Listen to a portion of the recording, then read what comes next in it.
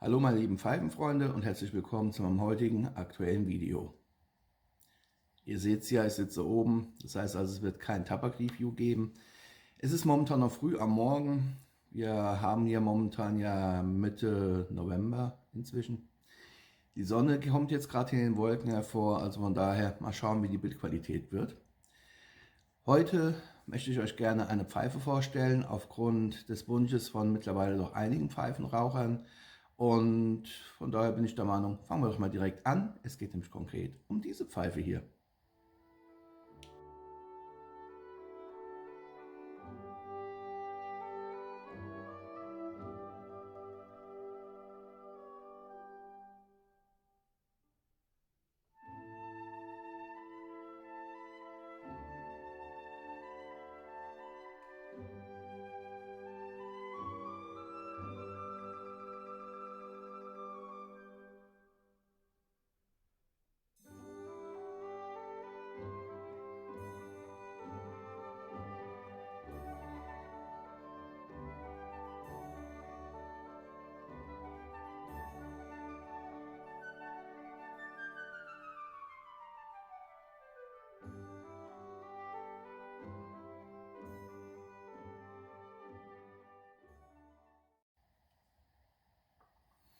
Hier ist das gute Stück nochmal. Es ist, wie unschwer zu erkennen ist, eine wirklich schöne, große Bent Apple Rustic. Und zwar von niemand Geringerem als Manuel Schabi. Darnpipe-Kunden will der Name doch einiges sagen, denn in den älteren Katalogen war er ja auch noch zu finden. Manuel Schabi, 1950 im Libanon geboren, hatte wegen des Bürgerkriegs 1979 den Libanon verlassen müssen, ist nach Bayern gezogen und hat dort als Tischler gearbeitet, als Schreiner. Seine Arbeit bestand hauptsächlich darin, Schränke herzustellen, Kleiderschränke oder überhaupt Schränke. Hat dafür auch verschiedene Preise gekriegt. Aber irgendwann hat es ihn dann doch von Bayern hoch an die Waterkant verschlagen, nach Hamburg.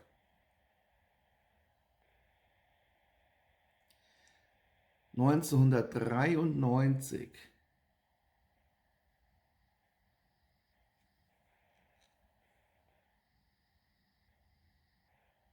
hat er weitergemacht, hat weiterhin seinen ganz normalen Job gearbeitet.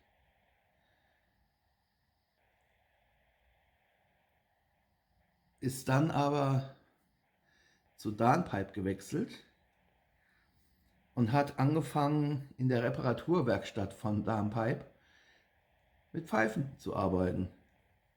Pfeifen zu reparieren in allererster Linie. Das war die Reparaturwerkstatt von Darnpipe, Reparaturservice, was hier dann in den letzten Jahren Holmer Knudsen auch gemacht hat. Und 1998, bereits 5 Jahre später, hat Manuel Schabi dann sein eigenes Pfeifenstudio eröffnet und angefangen, seine eigenen Pfeifen herzustellen. Hier seht ihr auch sein Logo. Manuel Schabi Pfeifen sind bekannt für diese Art Maus als Kennung. Unten drunter halt eben handgemacht. Ja, er hat dann jahrelang wunderschöne Pfeifen gefertigt. Um 2007 herum hat er dann leider mit dem Pfeifenbau aufhören müssen, aufgrund einer schweren Infektion im Bein. Und ab 2007, muss ich zu meiner Schande gestehen, fehlt es mir dann an Informationen, wie es mit dem guten Kerl weitergegangen ist. So viel zur Historie. Und jetzt schaut euch bitte mal diese Pfeife hier an. Ist das nicht ein Riesenklopper? Ich habe eine große Hand. Die Pfeife ist riesig. Hat, wie ihr sehen könnt, eine wunderschöne Rustizierung. Ein riesiger Kocher. Einige von euch wissen es ja schon, dass ich mir die Pfeife hier bei dem Pelzer Rauchzeichen 2023 in Landau gekauft hatte. Im Erdgeschoss, wenn man reingekommen ist, gleich zur rechten Hand, war ein Estate-Händler, HH Pipes. Nochmal meinen herzlichen Dank, weil die Pfeife lag da. Die Pfeife lag einfach nur rum. Ich habe sie so liegen sehen. Ich wusste noch nicht, dass das eine Manuel Schabi ist. Ich habe nur gesehen, das ist eine richtig schöne Pfeife. Ein riesiger Prügel. Oh, es kitzelt gerade an der Nase, sorry. So ein riesiger Prügel. Wunderschöne Rustizierung. Und aufgrund meiner Pranken, ich mag ja große Pfeifen, wo man was in der Hand hält. Mein ideales Pfeifenformat sind grundsätzlich so mittlere bis gut mittlere Füllvolumen. Die sind mir ganz lieb. Und da habe ich die liegen sehen. Das war dann die zweite Pfeife, die ich mir geholt hatte. Mein erster Fang war ja eine Savinelli 320 KS Roma. Und dann hatte ich die gesehen. Ich hatte die immer wieder in der Hand. Erstmal nur die Pfeife, bis ich gesehen habe, wer der Pfeifenmacher ist. Also der Manuel Schabi, Darmpipe. Klick hat's gemacht, sagt, die musste haben. Und hatte mich dann daraufhin entschieden, die zu holen. Und ich muss sagen, ich habe den Kauf logischerweise nicht bereut. Diese Rustizierung hier, wunderschön. Hier hinten, Drechselter Holm. Hier seht ihr so einen kleinen Spalt. Die Pfeife lässt sich entsprechend natürlich leicht aufdrehen, ist klar. Hier haben wir die Filterkammer für 9 mm Filter. Das einzige Manko hierbei ist, das habe ich aber erst nach dem Kauf gemerkt, dafür kann aber auch der Estate-Händler nichts. Die Pfeife ist zwar für 9 mm Filter geeignet, aber die Bohrung hier im Holm, die ist zu kurz. Wenn man einen 9 mm Filter reinmacht, kriegt man die Pfeife nicht weiter als ungefähr so zusammengesteckt.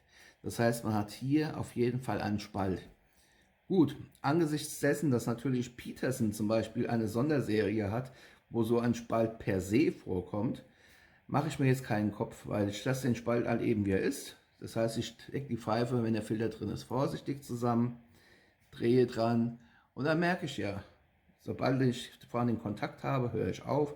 Die Pfeife ist ja trotzdem stabil und lässt sich wunderbar rauchen. Die ist ein Traum. Direkt nach dem Kauf in Landau hatte ich mir die Pfeife geschnappt, gestopft und angefangen, sie munter einzurauchen. Ich hatte lediglich den Rauchkanal hier ein bisschen sauber gemacht. Alles andere war ja gemacht, aber der Rauchkanal, der hatte gefehlt, das hat man gemerkt. Aber für sowas hat ja Mann von Welt Pfeifenutensilien dabei, inklusive Reinigern. Also gereinigt, Pfeife gestopft. Und im Anfang meines Videos zur Pfeifenmesse seht ihr mich ja auch mit der Pfeife im Schnabel beim Schmöken. Die ist ein echter Traum. Und jetzt schaut euch mal das Füllvolumen an. Klassiker, Mittelfinger. Rein, rein, rein.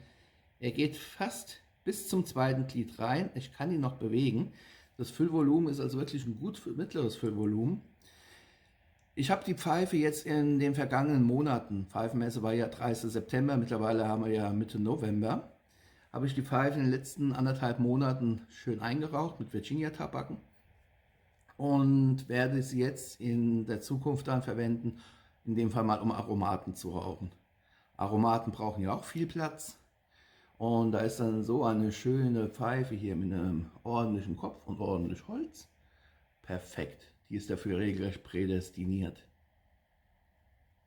Was mir halt besonders gut gefällt, und das mag ich ja auch beim 37er Shape von Pfauen, das ist halt eben, wenn der Apple nicht wie oben einfach nur plan ist, sondern wenn der Kopfrand nach innen gewölbt ist.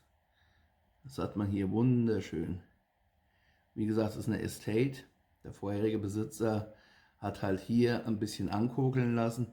Gut, das werde ich jetzt demnächst vielleicht mal wieder mit Nivea ein bisschen ins Leibe rücken, weil wenn man hier so drüber fährt, es ist plan, es ist richtig, also plan, es ist glatt, es ist eine glatte Oberfläche, es ist jetzt hier nichts angekokeltes, es ist einfach nur Ruß und den werde ich jetzt bei Gelegenheit nochmal entfernen. Aber das hat für mich keine Eile. Das Mundstück, Acryl, absolut pflegeleicht. Der Biss, hier seht ihr ja die Bohrung, gut aufgefächert und wie gesagt die Pfeife. Ein riesen Apparat. Man kann sie trotzdem gut zwischen den Zähnen fixieren. Aber wie ihr mittlerweile wisst, ist es überhaupt nicht meine Welt, mit vollem Mund zu reden. Ich bin einer, ich schnapp mir die Pfeife. Dann sitze ich hier, Ellenbogen auf der Hand des linken Arms abgestützt, und schmöke genüsslich meine Pfeife runter. Tja, dieses Modell hat ja keine weitere Nummer. Es ist einfach, unschwer zu erkennen, eine Bent Apple Rustic, eine Top-Pfeife mit 1A Raucheigenschaften, wie ich ja mittlerweile weiß. Wie gesagt, jetzt ist sie eingeraucht, jetzt wird sie für die Aromaten genutzt. Und aktuell, und ich schätze mal, da werde ich auch bei bleiben, aktuell rauche ich hier raus die Piratentabake von der Cobb Tobacco Company, sprich die Caribbean Blue oder Blue Caribbean Reihe. Den Rackham habe ich hier raus schon geraucht, raucht sich wie ein Traum. Nicht zu fest eingebracht, oben etwas fester nur anstopfen, andrücken, rauchen, der zieht hier runter, die Aromen entfalten sich, hier ist Platz drin und Aromaten brauchen bekanntlich Platz. Und von daher für mich die perfekte Pfeife. Jupp, da würde ich mal sagen, das war es auch schon soweit für mir für heute. Vorstellung der Bent Apple Rustic von Manuel Schabi. Eine, wie ich finde, perfekt gearbeitete Pfeife. Hier unten nochmal das Logo, jetzt ist die Sonne ideal. Da könnt ihr genau sehen, was hier drin steht. Und ich bin froh, dass ich die Pfeife mein eigen nennen darf. Wie ihr seht, in Relation zum Kopf und zur Hand, ein Riesenbrummer. Und von daher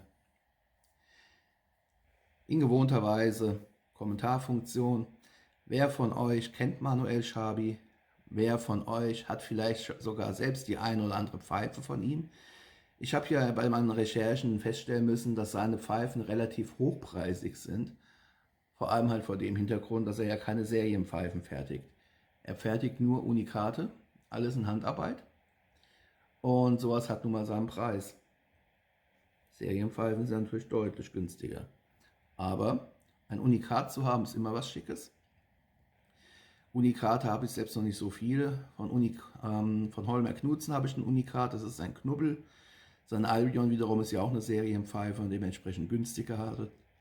Aber der Brümmer hier, Manuel Schabi, Bent Apple Rustic, wunderschönes Pfeifchen, sehr empfehlenswert. Wenn ihr von ihm eine Pfeife entdecken solltet, glaubt mir, sie ist ihr Geld wert. Definitiv. Von daher meine absolute Empfehlung. Ich danke euch sehr für eure Aufmerksamkeit. Wünsche euch natürlich weiterhin viel Spaß mit euren Pfeifen und mit euren Tabaken. Bleibt meinem Kanal gewogen, bleibt mir gewogen, bleibt mir gesund. Ja, wir haben jetzt die kalte Jahreszeit. Der eine oder andere hat ja bereits seine Erkältung. Von daher Happy Puffing. Bis zum nächsten Mal. Passt auf euch auf und bis dann. Macht's gut. Ciao.